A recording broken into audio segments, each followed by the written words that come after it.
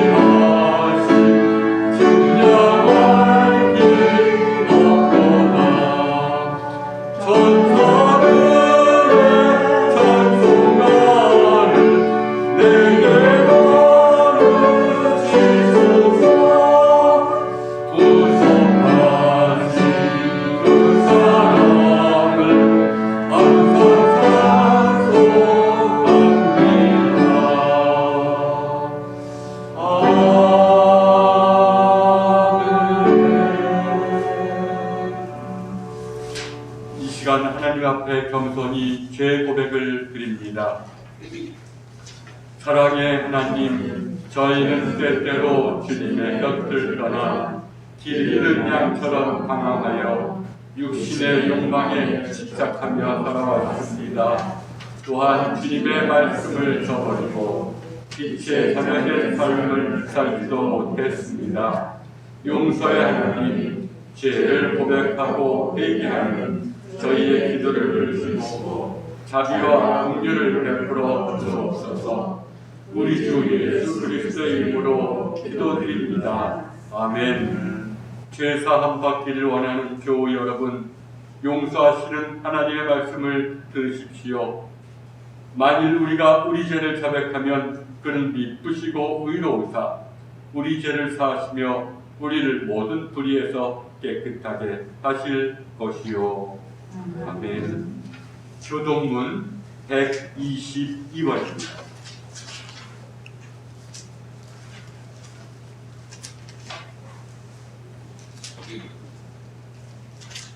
내가 전심으로 주께 감사하며 신대 앞에서 주께 찬송하리이다. 내가 주의 성전을 향하여 예배하며 주의 인자심과 성실하심으로 말미암아 주의 이름에 감사하오리니 이는 주께서 주의 말씀을 주의 모든 눈보다 높게 하셨습니다. 여호와여, 세상의 모든 왕들이 주께 감사할 것은 그들이 주의 입의 말씀을 들으리오며 그들이 여호와의 도를 노래할 것은 여호와의 영광이 크심이니이다. 여호와께서는 높이 계셔도 낮은 자를 굽어 살피시며 멀리서도 교만한 자를 아심이니이다. 여호와께서 나를 위하여 보상해 주시니이다. 여호와여, 주의 인자하심이 영원하오니 주의 손으로 지으신 것을 버리지 마옵소서. 아멘. 찬송가 6장으로 송영합니다.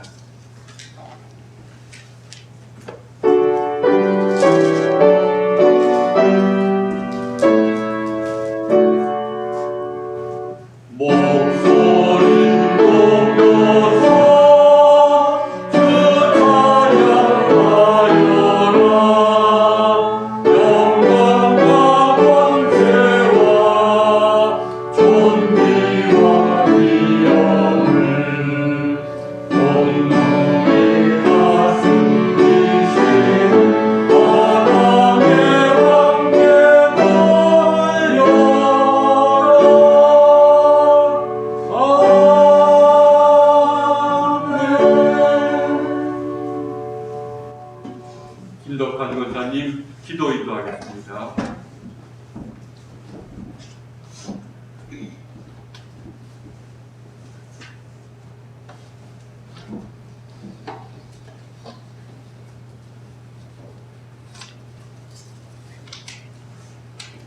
기도하시겠습니다. 저희를 늘 사랑으로 감싸주시고 보호해주시고 이끌어주시는 하나님, 오늘 이 자리에 함께 나와 예배드릴 수 있는 소중한 시간을 허락하여 주신 그 은혜에 감사드립니다. 오늘 우리가 함께 온 마음으로 예배를 드리오니 주님께서 이 예배 기쁜 마음으로 받아주시기를 간절히 바랍니다. 언제나 믿음과 사랑으로 주님의 일을 실천하는 모험적인 삶을 살아온 우리 이현대 권사님이 육신의 병마로 인해 큰 고통을 받고 있습니다. 병마와 함께 사투를 벌이고 있습니다. 주님께서 익히 잘 아시리라 믿사오며 주님 그 손을 잡아주시옵시고 그 손을 더욱더 꽉 잡아주시옵시고 다시금 이 병을 떨쳐 일어날 수 있는 그런 삶을 주님께서 주시옵소서. 그동안 못다한 그 주님의 사명을 마저 해나갈 수 있는 그런 기회를 다시 한번 주시옵소서. 이 자리에 함께 나와 함께 예배드리며 소중한 시간을 같이 할 수 있는 그런 시간 허락하여 주시옵소서. 믿습니다. 또 우리 교우들 가운데 육신과 영혼의 상처로 인해 고통받고 괴로워하는 소중한 영혼들이 있습니다. 주님 잊지 마시고 그 손을 거두어 주시고 함께 모든 치유를 실행해 주시옵시기 간절히 바라옵나이다. 이 시기에 온 국민이 고통받고 있습니다. 아니 전 세계인들이 고통받고 있습니다. 주님 그 고통을 주님께서 면치 말아주시옵시고 주님께서 약속하신 다시 오리라 약속하신 그 말씀을 믿사오니 이 시기에 다시 오셔서 하나님의 나라를 온전하게 펼칠 수 있게 주님께서 강림하여 주시옵소서. 그 고통이 없는 나라, 슬픔이 없는 나라, 우리 모두가 함께 하나님의 나라에서 함께 할 수 있는 그런 기회를 주님께서 꼭 주시리라 믿습니다. 주님, 저희들의 이 간절한 바람을 받아주시옵시고 들어주시옵소서. 하나님, 오늘 이 자리를 위해서 준비한 그 소중한 손길들 주님 잊지 말아 주시옵시고 이 시간을 통해 말씀을 전하시는 그 목사님의 성령님이 함께 하셔서 그 전하시는 말씀이 우리의 영혼 속에 깊게 각인되어 우리의 삶의 지표로 살아갈 수 있는 그런 시간이 될 수 있도록 주님 도와주시옵소서. 이 시간 끝날 때까지 주님께서 함께 해주실 것을 믿사오며 이 모든 말씀을 예수님의 이름으로 기도드렸습니다. 아멘.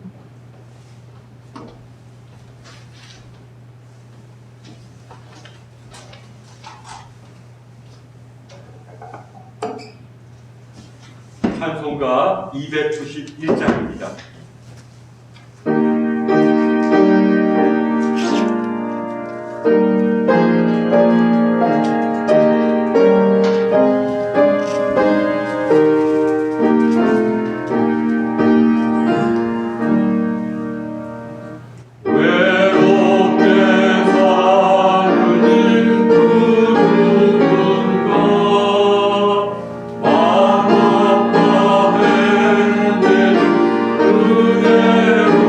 그대로라 심장하여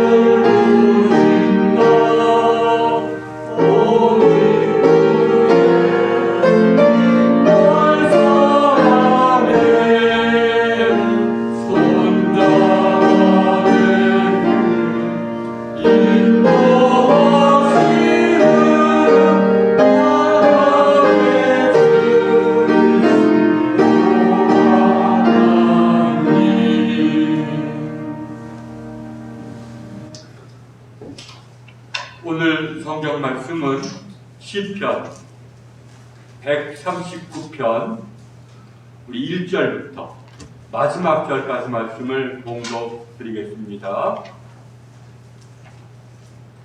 이번 주일 성서 일과의 첫 번째 성경입니다. 여호와여, 주께서 나를 살펴보셨으므로 나를 아시나이다. 주께서 내가 앉고 일어섬을 아시고 멀리서도 나의 생각을 밝히 아시오며 나의 모든 길과 내가 눕는 것을 살펴보셨으므로 나의 모든 행위를 익히 아시오니 여호와여, 내 혀의 말을 알지 못하는 것이 하나도 없으시니이다. 주께서 나의 앞뒤를 둘러싸시고 내게 알수하셨나이다. 이 지식이 내게 너무 기이하니 높아서 내가 능히 미치지 못하나이다. 내가 주의 영을 떠나 어디로 가며 주의 앞에서 어디로 피하리이까? 내가 하늘에 올라갈지라도 거기 계시며 수월에 내 자리를 펼지라도 거기 계시니이다. 내가 새벽 날개를 치며 바다 끝에 가서 거주할지라도 거기서도 주의 손이 나를 인도하시며 주의 오른손이 나를 붙드시리이다. 내가 혹시 말하기를 흑암이 반드시 나를 덮고 나를 두른 빛은 밤이 되리라 할지라도 주에게서는 흑암이 숨기지 못하며 밤이 낮과 같이 빛이 나니 주에게는 흑암과 빛이 같음이니이다. 주께서 내 내장을 지으시며 나의 모태에서 나를 만드셨나이다. 내가 주께 감사하오면 나를 지으심이 심히 기묘하십니다. 주께서 하시는 일이 기이함을 내 영혼이 잘 아나이다. 내가 은밀한 데서 지음을 받고 땅의 깊은 곳에서 기이하게 지음을 받은 때에 나의 형체가 주의 앞에 숨겨지지 못하였나이다. 내 형질이 이루어지기 전에 주의 눈이 보셨으며 나를 위하여 정한 날이 하루도 되기 전에 주의 책에 다 기록이 되었나이다. 하나님이여, 주의 생각이 내게 어찌 그리 보배로우신지요. 그 수가 어찌 그리 많은지요. 내가 세려고 할지라도 그 수가 모래보다 많도소이다. 내가 깰 때에도 여전히 주와 함께 있나이다. 하나님이여, 주께서 반드시 악인을 죽이시리이다. 피 흘리기를 즐기는 자들아, 나를 떠날지어다. 그들이 주를 대하여 악하게 말하며 주의 원수들이 주의 이름으로 헛되이 맹세하나이다. 여호와여, 내가 주를 미워하는 자들을 미워하지 아니하오며 주를 치러 일어난 자들을 미워하지 아니하나이까? 내가 그들을 심히 미워하니 그들은 나의 원수들이니이다. 하나님이여, 나를 살피사 내 마음을 아시며 나를 시험하사 내 뜻을 아옵소서. 내게 무슨 악한 행위가 있나 보시고 나를 영원한 길로 인도하소서. 아멘. 오늘 이 시편은 참 영성과 신학에서 아주 소중하게 취급되는 시편입니다. 하나님을 참 진정으로 고백하는 시편입니다. 처음 이 시편은 하나님을 전지하신 분, 모든 것을 아시는 분으로 고백을 합니다. 그리고는 하나님은 또 어디나 계시는 분, 우리가 한자로 편재라고 했죠. 하늘에도 계시고 수월, 곧 음부에도 계시고 바다 끝에도 계시는 분, 어느 곳에서도 계시는 분, 그리고는 하나님을 창조주로 나를 지으신 분으로 또 모든 시간의 주인으로 고백을 합니다. 그리고는 이 시편은 나는 이제 하나님의 편에 서겠습니다 라고 고백한 다음에 마지막으로 하나님이여, 나를 살피사 내 마음을 아시며 나를 시험하사 내 뜻을 아옵소서. 내게 무슨 악한 행위가 있나 보시고 나를 영원한 길로 인도하소서. 영성가들의 이 시편이 바로 구원의 길을 우리에게 보여주는 아주 통찰력이 있는 말씀이라고 얘기를 합니다. 우리가 기독교뿐만 아니라 유대교도 하나님을 전능하신 분으로 고백합니다. 사도신경에서는 하나님을 전능하신 분, 전능하사라고 고백하죠. 모든 것을 아실 수 있다. 이 말에는 모든 것을 아신다는 말이 이제 내포되어 있는 말이기도 합니다. 그래 여러분, 하나님은 전지하신다, 모든 것을 아시는 분이다라는 고백은 지성의 추리, 그래 하나님이니까 모든 것 다 아시겠지 하는 지성의 상상이나 지성의 추리에서 나온 게 절대로 아닙니다. 이것은 오히려 내 실존적인 신앙의 체험에서부터 나온 고백입니다. 그래 하나님은 아신다. 그래서 다윗은 바로 자신의 말과 생각과 행위를 다 아시는 하나님을 체험한 후에 하나님을 전지하신 분으로 고백을 하는 것입니다. 하나님이 정말 내 생각을 아시는구나, 내 말도 아시는구나, 내 행위도 아시는구나, 내 뜻도 아시는구나, 그런 것도 고백한 후에 이런 체험 속에서 하나님은 전지하신 분으로 고백하는 것입니다. 또 다윗은 하나님이 자신의 앉고 일어섬, 내가 앉고 일어서는 것을 아신다. 여기서 앉는다는 말은 평안할 때를 뜻하고 선다는 것은 괴로울 때를 뜻합니다. 내가 평안할 때뿐만 아니라 내가 괴로움에 지쳐서 눈물을 흘릴 때에도 나를 살펴보시고 너 내 생각도 일일이 다 알고 계신다고 말합니다. 그리고 나의 모든 길과 눕는 것, 나의 모든 길이라는 것은 공적인 일을 얘기하고 눕는 것은 사적인 일을 얘기합니다. 공적인 노동의 시간뿐만 아니라 사적인 휴식과 사적인 그런 일도 하나님은 일일이 다 살피시기에 하나님은 나의 모든 생각뿐만 아니라 나의 행위와 말도 알고 계신다고 말합니다. 여러분, 이것은 그러나 그렇게 생각하는 것이 아닙니다. 이것은 하나님이 정말 나를 아시는구나, 나를 살피시는구나 라는 것을 실전적으로 체험한 자의 고백입니다. 여러분, 우리 복음성가 중에 주만 바라볼지라라는 어떤 찬양이 있죠. 하나님 사랑의 눈으로 너를 어느 때나 바라보시고 하나님 인자한 귀로서 언제나 너에게 기울이시니 어두움에 밝은 빛을 비춰주시고 너의 작은 신음에도 응답하시니 너는 어느 곳에 있든지 주를 향하고 주만 바라지니라 라는 바라볼지라는 찬양이 있습니다. 이러한 것도 같은 어떤 체험에서 나온 찬양이라고 할 수가 있습니다. 다윗은 한 걸음 더 나아가서 하나님께서 자신의 앞뒤를 둘러싸시고 내게 안수하셨다고 고백합니다. 여기서 나를 둘러싸시고 안수하신다는 것은 인도하신다는 것입니다. 나를 살피시고 나를 아시는 하나님이 나를 또한 인도하신다는 것입니다. 사실 다윗은 이미 시편 23편에서도 동일한 고백을 드립니다. 내가 사망의 음침한 골짜기로 다닐지라도 해를 두려워하지 않을 것은 주께서 나와 함께 하심이라. 주의 지팡이와 막대기가 나를 안위하시나이다. 하나님이 여러분 나를 아신다는 것은 하나님은 전지전능하신 분이라는 전제에서 출발한 어떤 우리 지성이 추리하거나 상상하는 것이 절대로 아닙니다. 오히려 하나님이 나를 아신다는 것은 체험에서부터 비롯된 것입니다. 어떤 체험입니까? 그 무언가 하나님의 빛이 나의 실상을, 숨겨져 있는 나의 실상을 비추어 주심을 체험하는 데서부터 나온 고백입니다. 우리는 나를 잘 알지 못합니다. 그러나 그 어떤 빛에서 내가 이렇구나, 내가 이렇구나, 이런 체험 속에서부터 하나님의 빛이 내게 있다, 하나님이 나를 살펴보신다라는 고백이 나온 것입니다.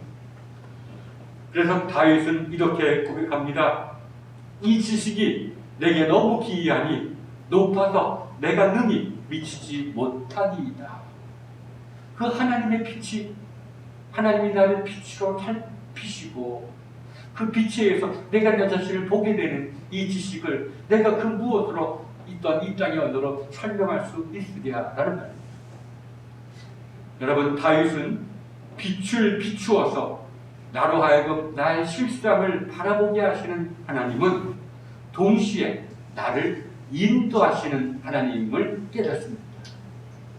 여러분, 이것이 신앙의 아주 중요한 첫걸음이 되어야 합니다. 여러분, 예수님은 이러한 체험을 보혜사, 성령님의 사역으로 이해하고 가르치셨습니다.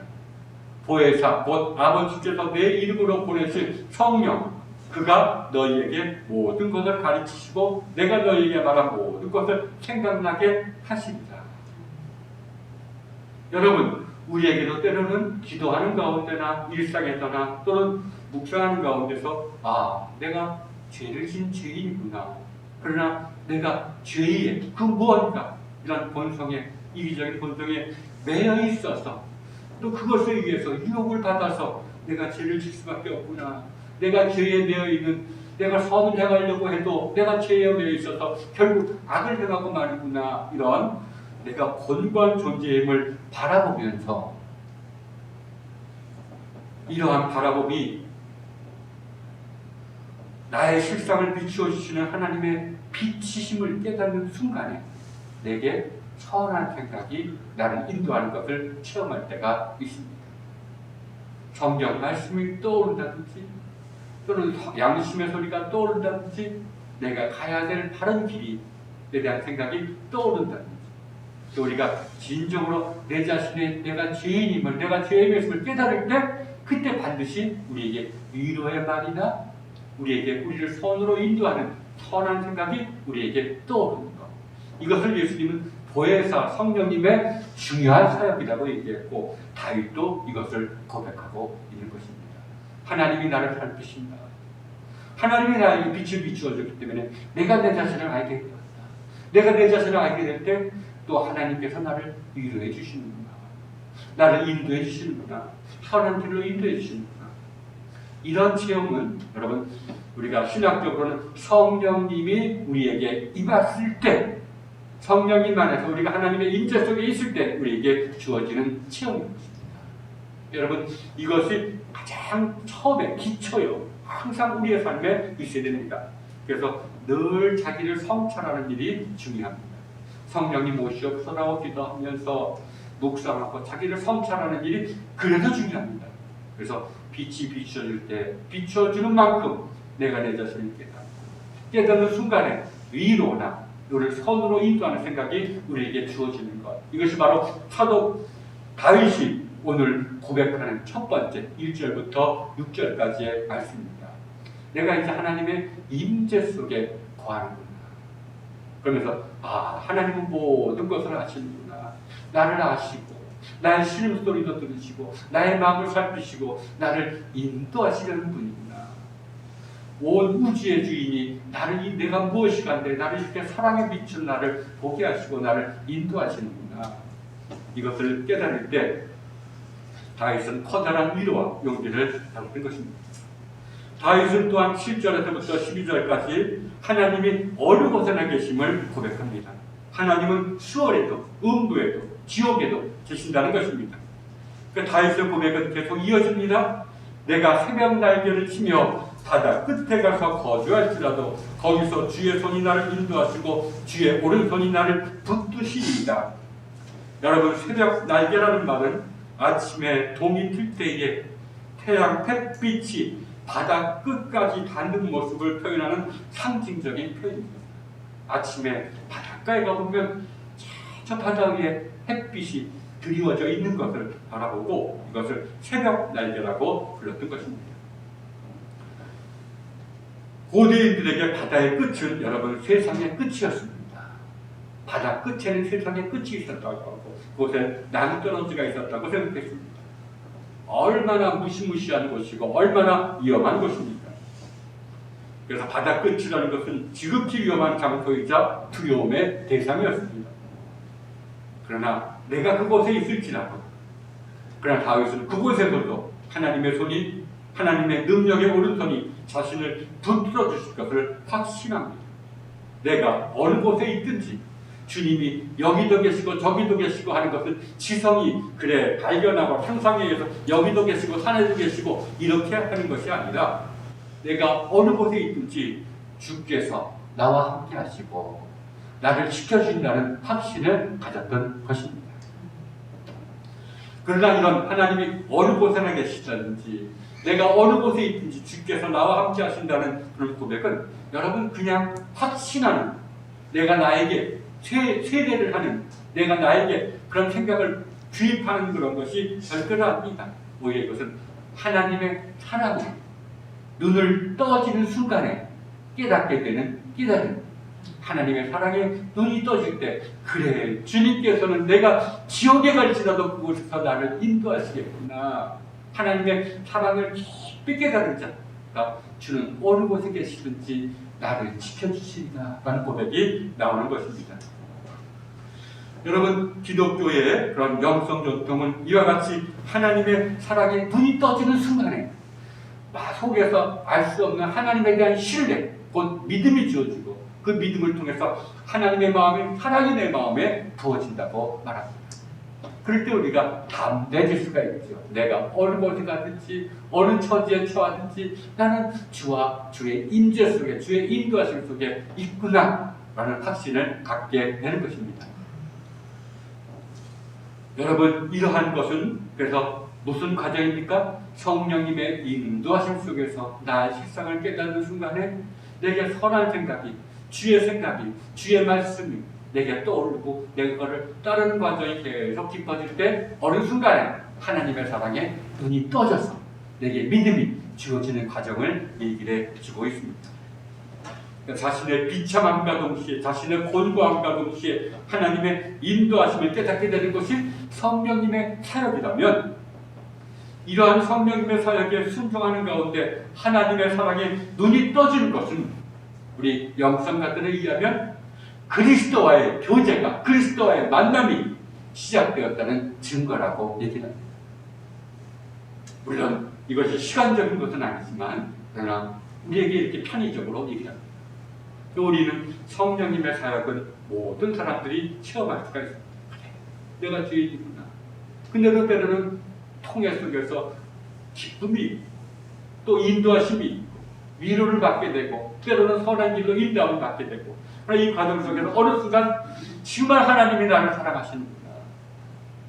그래서 어느 복음성가도 이렇게 고백하죠. 하나님이 나를 사랑하심을 깨닫기를 원하네. 이거는 성령님의 인도하심 속에서 회개의 길을 걷는 자가 간구하게 되는 겁니다. 내가 이 길을 간구할 때 하나님, 언젠가는 내가 하나님의 사랑에 눈이 떠지게 하여 주옵소서. 이건 다른 말하면 주님 내게 믿음을 주옵소서라는 고백과 똑같은 것입니다. 이것이 바로 사도 다윗이 이렇게 고백한 것입니다. 이러한 영적인 과정을 이런 아름다운 시적인 언어로 이렇게 고백하고 있습니다. 여러분, 이러한 체험은 한 걸음 더 나아가서 하나님을 창조주로 고백하게 만듭니다. 주께서 내 내장을 지으시며 나의 모태에서 나를 만드셨나이다. 내가 주께 감사하오면 나를 지으심이 심히 기묘하십니다. 주께서 하시는 일이 기이함을 내 영혼이 잘 아나이다. 여러분, 내장이라는 말은 우리의 몸과 마음의 깊은 곳을 뜻하는 말입니다. 하나님이 내 몸과 마음을 만드셨다라는 겁니다. 또 만드셨다는 단어는 직조하다. 우리가 어떤 실로서 옷을 짠다라는 뜻입니다. 바로 다윗은 하나님께서 어머니의 몸을 배틀을 삼아서 자신의 몸과 마음을 직조하셨다고 고백하는 것입니다. 다윗은 계속해서 고백합니다. 내가 은밀한 데서 지음을 받고 땅의 깊은 곳에서 기이하게 지음을 받은 때에 나의 형체가 주의 앞에 숨겨지지 못하였나이다. 내 형질이 이루어지기 전에 주의 눈이 보셨으며 나를 위하여 정한 날이 하루도 되기 전에 주의 책에 다 기록이 되었나이다. 은밀한 데와 땅의 깊은 곳이란 보이지 않는 어머니의 자궁을 뜻합니다. 또한 나를 위하여 정한 날이 하루도 되기 전에 주의 책에 다 기록이 되었나이다라는 고백은 내가 태어나서 하루를 살기도 전에 이미 하나님은 나의 삶 전체를, 나의 이 순간뿐만 아니라 나의 과거와 미래를 관통하고 깨뜨려 보고 계신다는 고백이기도 합니다. 시편 139편 전반부가 이런 하나님의 편 어느 곳에나 계시는 하나님을 고백한다면, 여기서는 모든 시간을 꿰뚫어서 과거와 현재와 미래를 항상 자신의 목전에 두고 계시는 하나님의 영원하심을 고백하고 있습니다. 하나님에게는 천년이 하루 같다는 그런 고백이 있는 그런 처음의 순간에 들어갈 것입니다. 다윗은 이런 하나님의 차원, 이른바 영원한 현재, 그냥 현재, 이 순간 속에 머물러 있으면서 이런 고백을 드리는 것입니다. 우리도 아마도 이러한 순간, 하나님 아버지가 임재하시는 지금 이 순간에 머물러 있을 때 이런 고백을 드릴 수가 있게 되는 것입니다. 어떤 고백? 주님이 나를 창조하셨구나. 내 마음과 그리고 내 몸과 그 나의 삶 모두를 창조하실 뿐만 아니라 이것을 바라보고 계시는구나. 또 인도하시는구나. 여러분, 하나님은 창조주라는 것은 생각에 의한 교리가 아닙니다. 바로 이러한 하나님의 현재 속에 머물면서 드려지는 고백이 하나님은 창조주시구나 라는 고백입니다. 여러분, 우리는 그러나 이러한 현재 속에 머물지 못합니다. 우리는 항상 과거 속에 머물러서 후회하거나 분노하거나 또는 미래 속에 머물면서 염려하거나 불안해합니다. 그러나 유대인들의 영성의 목적은 바로 지금 이 순간에 머무는 것. 그러나 지금 이 순간에 머물기 위해서는 내가 정화되어야 되고 내 회개가 깊어져야 된다고 가르칩니다. 다윗은 이런 체험의 깊이 속에서 하나님의 현재 속에 머물면서 그래, 모든 것의 주인은 하나님이시고 하나님은 내 삶의 미래를 관통하고 계시는구나. 우리 지성으로는 이해하기 힘든 그런 고백을 드립니다. 그리고는 이러한 깨달음이 너무나 경이롭다고 고백합니다. 하나님이여, 주의 생각이 내게 어찌 그리 보배로운지요. 그 수가 어찌 그리 많은지요. 내가 세려고 할지라도 그 수가 모래보다 많도소이다. 내가 깰 때에도 여전히 주와 함께 있나이다. 여러분, 이사야도 이렇게 고백합니다. 이는 하늘이 땅보다 높음같이 내 길은 너희 길보다 높으며 내 생각은 너희 생각보다 높음이니라. 이러한 고백은 바울에게도 이어집니다. 깊도다 하나님의 지혜와 지식에 풍성하며 그의 판단을 헤아리지 못할 것이며 그의 길은 찾지 못할 것이로다. 여러분, 우리가 성경이 얼마나 깊이가 있는지 모릅니다. 지성으로는 이해하지 못합니다. 지성으로 이해하고 지성으로 이거다 저거다 말하는 것도 초대교회와 고대교회에서는 이단으로 정해져 있습니다. 이런 지성으로는 헤아릴 수 없는 하나님의 신비를 그냥 사람을 선동하거나 모하기 위해서 극단적인 형태로 제시해 주는 것. 그래서 항상 성경과 교리는 성경을 풀어주면서 모순의 형식을 취합니다. 그래서 예수님은 하나님이십니다. 그러나 동시에 인간입니다. 하나님의 은혜가 여러분을, 하나님의 은혜만이 여러분을 구원하십니다. 그러나 하나님의 은혜는 여러분을 또 부르십니다. 여러분, 지성으로는 모순입니다.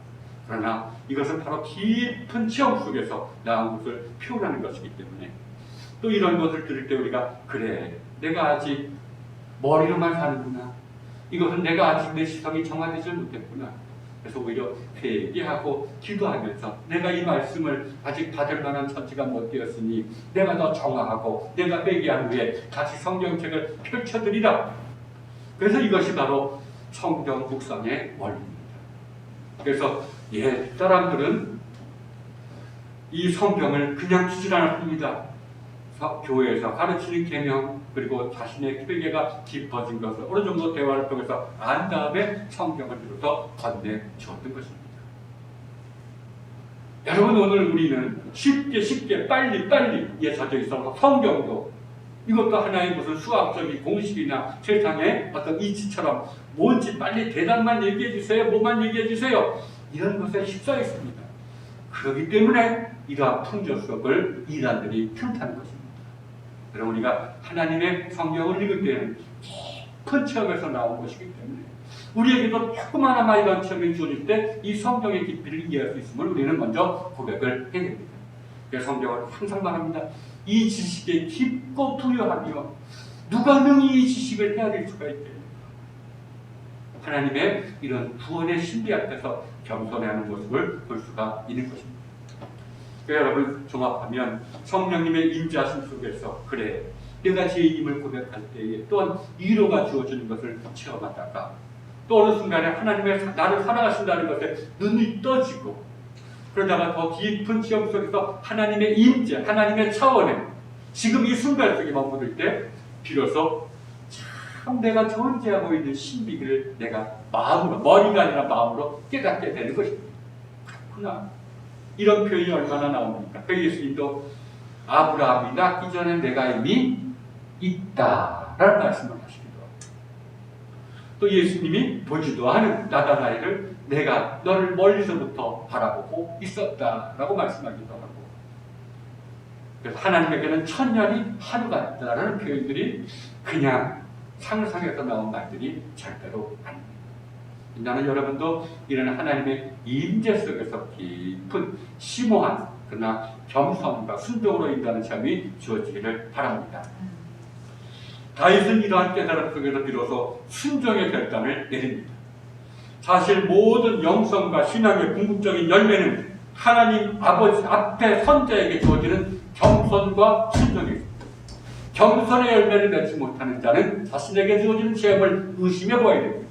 또 순종의 열매를 맺지 못하는 자도 마찬가지입니다. 그래서 항상 성경과 영성은 순종보다 귀한 것은 없습니다. 왜? 순종은 하나님의 현재 속에서 하나님 앞에 서 있는 자에게 주어지는 가장 무엇보다도 바꿀 수 없는 선물이기 때문에 겸손한 자가 순종합니다. 이게 참 이 땅에서 도달할 수 있는 최고의 경지이고, 이 사람이 이미 하나님의 구원, 하나님의 깊은 곳에 이르렀다는 증거입니다. 다윗은 이러한 영성 속에서 악인들에게 자기를 떠나라고 명령합니다. 하나님이여, 주께서 반드시 악인을 죽이시리이다. 피 흘리기를 즐기는 자들아 나를 떠날지어다. 그들이 주에 대하여 악하게 말하며 주의 원수들이 주의 이름으로 헛되이 맹세하나이다. 그리고는 나는 하나님의 편에 설 것을 거듭하지 마. 이것이 깨달음이요 순종의 길을 걷겠다는 결단입니다. 그래서 이렇게 말합니다. 여호와여, 내가 주를 미워하는 자를 미워하지 아니하며 주를 치러 일어난 자를 미워하지 아니하나이까. 내가 그들을 심히 미워하니 그들은 나의 원수들이니이다. 왜 그들이 나의 원수입니까? 하나님을 대적하기에. 이 말의 깊은 뜻은 성도 주석가들에 의하면 이 간구는 하나님에게 내 편이 되어달라고 하는 간구가 아니라 하나님 내 편 좀 되어주세요. 나에게 거역하는 자를 하나님의 적이라고 말하는 것이 아니라 제가 하나님의 편에 서겠습니다. 나는 이제 하나님의 편에 서겠으니 하나님의 편에 서지 않는 자들은 나를 떠나라는 결단이라고 할 수 있습니다. 여러분, 다윗은 자신의 뜻에 반대하는 사람들을 무조건 하나님의 적으로 몰아세우는 사람이 결코 아닙니다. 늘 언제나 깊은 체험 속에서 하나님의 뜻을 깨닫는 순간 순종했습니다. 깊은 죄 속에 빠졌을지라도 그것을 깨닫는 순간 순종했습니다. 이것이 바로 다윗의 위대함이고, 이러한 깊은 하나님의 임재 속에 있었기 때문에 순종의 열매를 맺을 수가 있었던 것입니다. 이렇게 고백한 후에 다윗은 끝으로 자기를 완전하게 아시는 하나님께서, 쉽게 말하면 항상 내게 빛을 더 비춰주시는 하나님께서 나에게 이 빛을 거둬가지 말을 것을, 항상 내 자신을 살펴주실 것을 하나님께 간구합니다. 하나님 나를 살펴주옵소서. 하나님 빛으로 항상 나를 비춰주옵소서. 내가 깨닫게 해주옵소서. 나의 세상을 깨닫는 순간에 주님의 인도하심을 내가 느끼게 하옵소서. 그래서 이렇게 고백합니다. 하나님이여, 나를 살피사 내 마음을 아시며 나를 시험하사 내 뜻을 아옵소서. 내게 무슨 악한 행위가 있나 보시고 나를 영원한 길로 인도하옵소서. 이게 우리의 고백이 되어야 됩니다. 하나님, 나는 나를 모릅니다.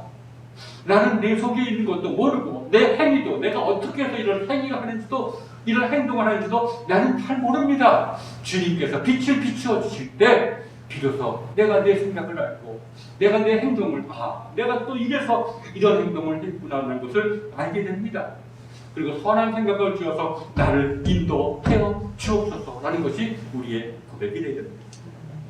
하나님께서 언제나 내 마음에 빛을 비추어 주사 자신으로 하여금 나의 실상을, 나의 행동을, 나의 말을 이해하고 그리고 돌아서도록 만드는 하나님의 인도하심을 소망하는 것입니다. 하나님의 빛이 비춰져서 내가 내 자신을 깨닫게 될 때, 그때 여러분 반드시 선한 생각이 주어집니다. 보혜사 성령, 우리에게 빛을 비춰줄 뿐만 아니라 우리를 인도하시는 성령님을 느끼게 되는 것입니다.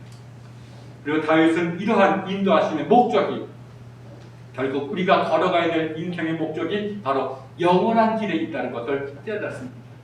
여기서 영원한 길이라는 것은 하나님과 함께 걷는 것을 얘기합니다.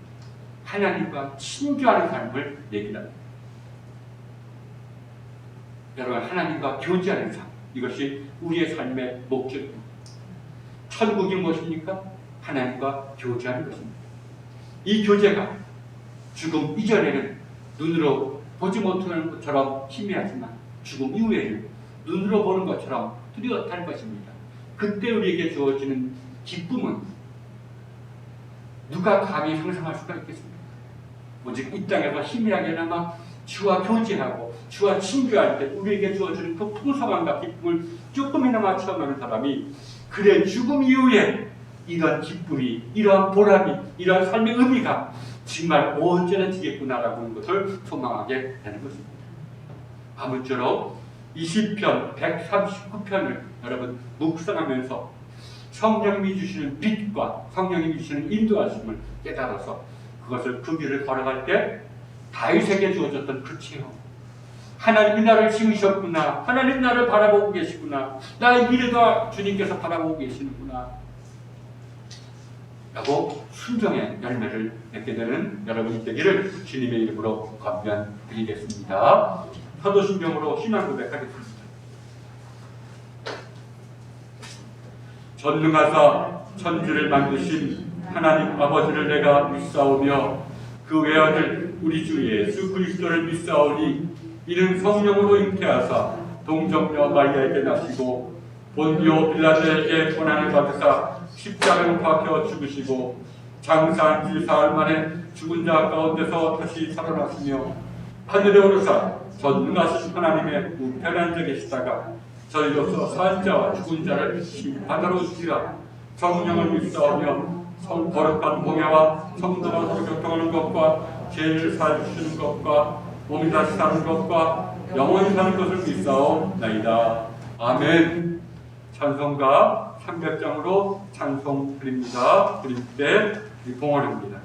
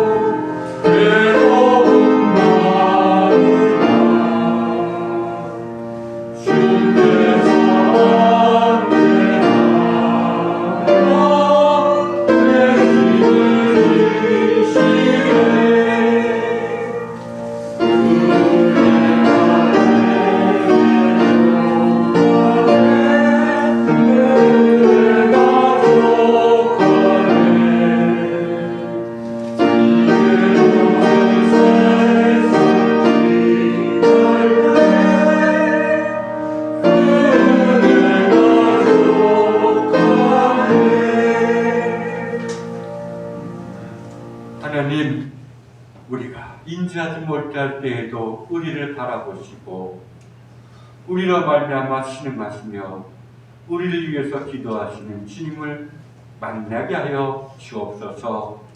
한 주님의 빛이 우리 안에 비추임을 먼저 깨닫기를 원하오니 주님 우리를 도우시사 주님 주의 길로 들어서게 하여 주옵소서. 이제 감사의 마음을 모아 예물을 드리오니 주님 받아 주옵소서. 예수님의 이름으로 기도했습니다. 아멘. 교회 소식 전해드리겠습니다. 오늘부터 이제 좌석수의 10%까지 대면 예배가 허용됐습니다.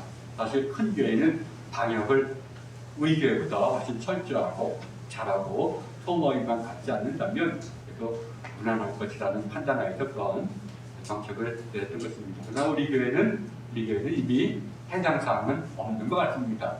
우리 교회는 전자석의 10%가 얼마 되지 않기 때문에 이미 지난주에 드렸던 것처럼 기존의 방식대로 예배를 드리고자 합니다. 그래서 이제는 실시간 예배가 어느 정도 되었다고 판단되면 이제 한 화요일쯤 단톡방에 들려서 주일 예배 시간을 9시로 할 건지 11시로 할 건지는 추후에 통보해 드리도록 하겠습니다. 실시간 예배가 원활하게 되면 우리가 11시에 예배 드리도록 해서 이제 좀 더 정상적인 예배를 우리가 한 걸음 한 걸음 더 준비하고자 합니다. 여러분, 이 성경 묵상을 꼭 하시길 바랍니다. 그래서 이번 주일에 성서 일과입니다. 그래서 처음에 묵상하기 힘드신 분은 그래도 한번 읽어내도 보시길 바랍니다. 구약의 두 구절, 신약의 두 구절. 그래서 성경을 가까이 하고, 특히 고난받고 가난한 자를 가까이 하는 일, 하나님이 주신 선물을 귀하게 받아들이는 여러분 되기를 바랍니다. 자, 이제 찬송가 497장 찬송하고 축도례를 마칩니다.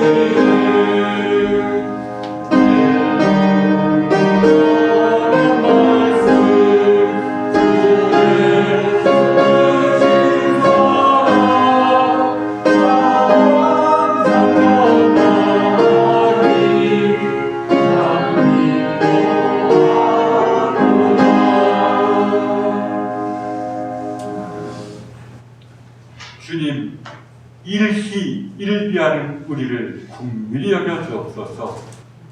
주님께서는 우리가 악한 생각에 유혹을 받고 있음도 보시고 이를 위해서 신음하시기도 하십니다.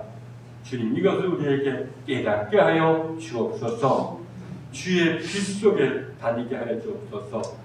어둠이 아니라 주의 빛인 빛 속에서 우리를 찾고 느끼고 주님께 기도하게 하여 주옵소서. 주님께서 약속하신 영원한 길에 도달하는 자들 되게 하여 주옵소서.